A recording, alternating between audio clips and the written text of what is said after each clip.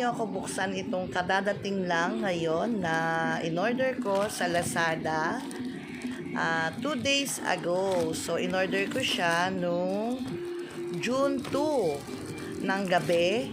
And today is June 4. Dumating siya ng June 4, 10 a.m. So, 2 days ago, nag-order ako and now dumating na rin. So, ayan. Meron na akong headphone ulit. So, I don't know kung pang ilang headphone ko na to since nag-umpisa ako mag-YouTube. So, sana gumana siya. And sana hindi na naman ako mabudol. Ayan. I-testing natin dito sa anak ko. Ayan. Kasi naglalaro siya.